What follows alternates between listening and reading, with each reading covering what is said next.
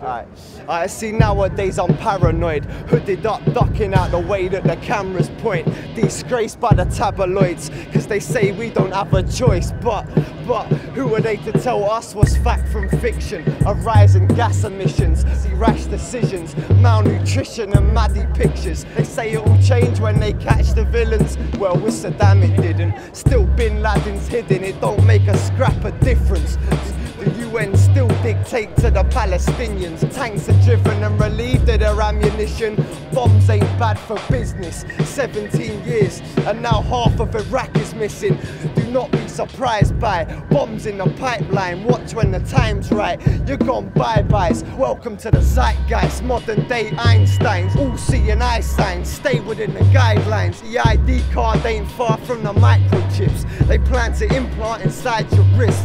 And what really are alliances are dominant nations. They're calling the council on foreign relations. Get used to the fact they got troops in Iraq, and they're gonna be there till they removed all the gas. The larger degrees have commander-in-chiefs and private militaries that are armed to the teeth. Men in white coats that shoot particle beams, annihilate any single target they please.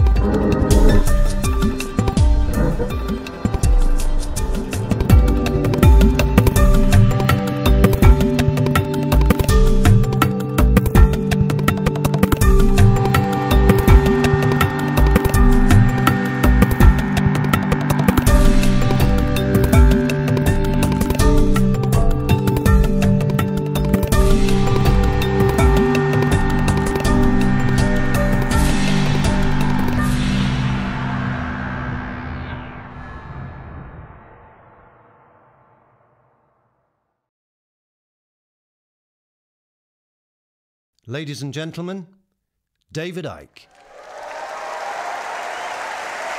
Thank you. Thank you very much. Thank you. Thank you. Thank you.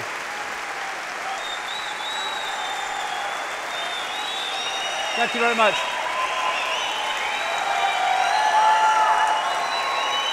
Thank you. Thank you. Thank you very much. Well, what an amazing day, what an amazing event. We've got people here from India, Finland, Sweden, Canada, America, and all over Britain, and all that stuff. Iceland, yeah. And I'd like to thank everyone for coming. I'd like to thank all the crew who've made this possible, to JP and Sean. Thank you, and to Dave Elliott and all the crew that have made this possible. And also to Bill. Bill has come all the way from America. He's an American professional TV cameraman, and he's come over here to work on this event just because he believes in what we're trying to do. So thanks for Bill for coming. Thank you. And also in the audience, somewhere out there, because it all looks black to me, is a lady called Yava. Are you there, Yave? There, she's over there. Yeva used to travel with me back in the days when I used to arrive in an event. I'd put the chairs out. Yave would sit to take the tickets from people. She wouldn't take many tickets, you know, sometimes 8 or 9. They'd sit in the seats. I'd talk for hours, and then they'd leave, and I'd put the chairs out, and me and Yave would go and have a little chef or something, saying, "What's it all about, Yave? What's the point, Yave?" Well, this is the point. Because if you keep going and keep passionately moving forward for what you believe in, the tide or the sea does tend to open. It's when you think, "Oh, no, big problem, feel sorry for myself, I'm out of here." And on that very subject, before I start, 37 years ago this month, I met a lady called Linda, who has been my rock ever since, right to this day. She's the one that organized this event. And I stand on the stage and do the words, but she makes it possible by working her socks off day after day, week after week. And I'd just like to take this opportunity to acknowledge the fantastic work that she's done and the contribution she's made to my life, never mind to the work that we're trying to do. So thank you to Linda.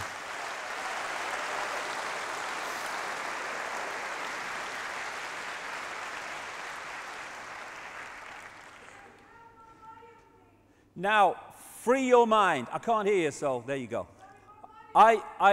Free your mind is what the whole theme of this event is about. And, well, free our minds, because it includes mine as well. And free your mind doesn't mean believe what I say, or believe it because I say it, or take it as read. Free your mind just means opening the mind to all possibility, and then deciding what part of all possibility we choose to accept as reality. So what I'm not doing is standing up here today and saying, "I've got all the answers, here you go, here's another belief system." It's information, it's what I've compiled, it's conclusions I've come to over the last 20 years of full-time research in about 45 countries, but it's information. It's not there to be believed just because I say it. And I think I can sum it up really by what this man said. Wilhelm Reich, who was a philosopher and an inventor and what have you, and he said this: "Am I a spaceman? Do I belong to a new race on Earth bred by men from outer space in embraces with Earth women? I request my right and privilege to have such thoughts and ask such questions without being threatened to be jailed by any administrative agency of society. In the face of a rigid, doctrinaire, self-appointed, ready-to-kill hierarchy of scientific censorship, it appears foolish to publish such thoughts. Anyone malignant enough could do anything with them," and they did. Still, the right to be wrong has to be maintained.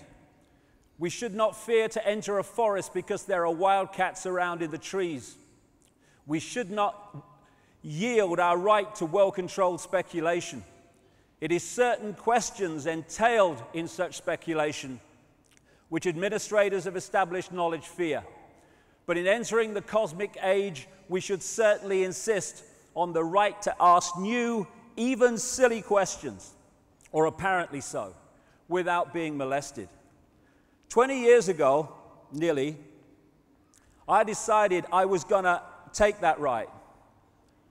And I'm going to continue to exercise that right to the day I leave this reality.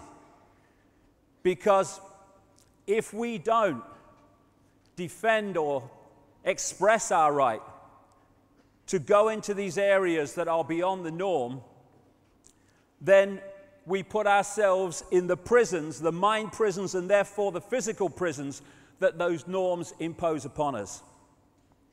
I would say this as well. This event today is not about demanding the right from authority to give us our freedom.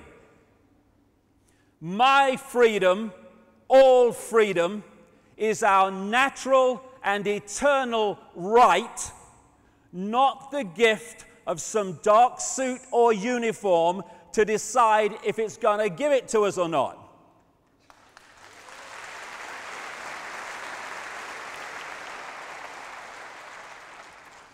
And so this is also not a day for being intimidated and frightened by this big brother crap and all these goons in uniform who seek to impose someone else's will upon us.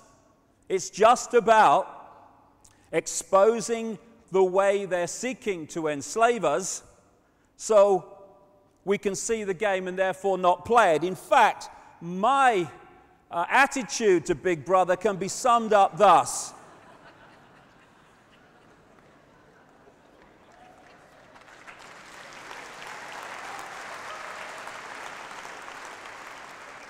Oh, Big Brother, oh my God. God, sod that for a lark. As Gandhi said, an error does not become truth by reason of multiplied propagation, nor does truth become error because nobody will see it.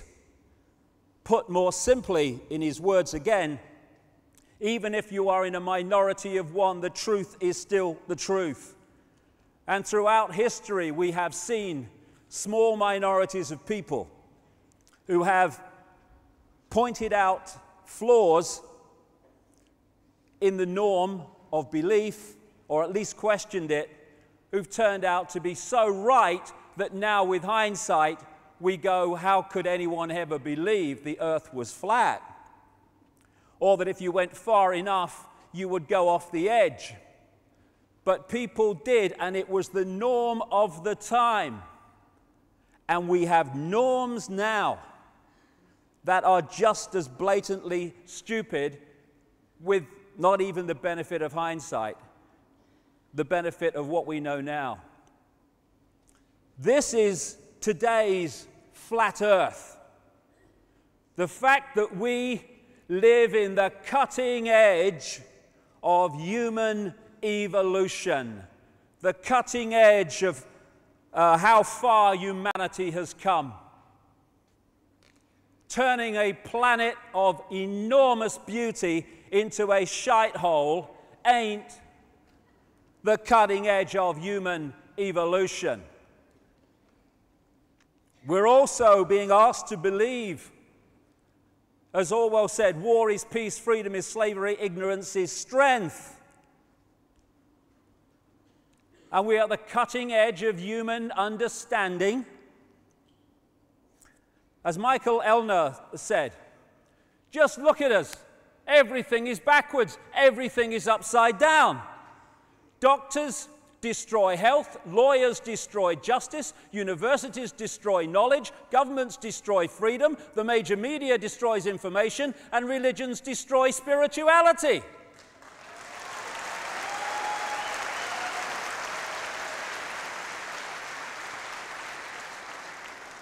I think there's more to know here. And it's all true.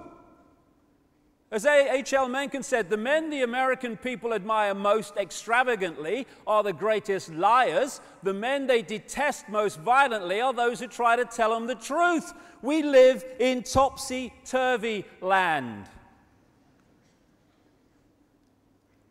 Why is everything upside down?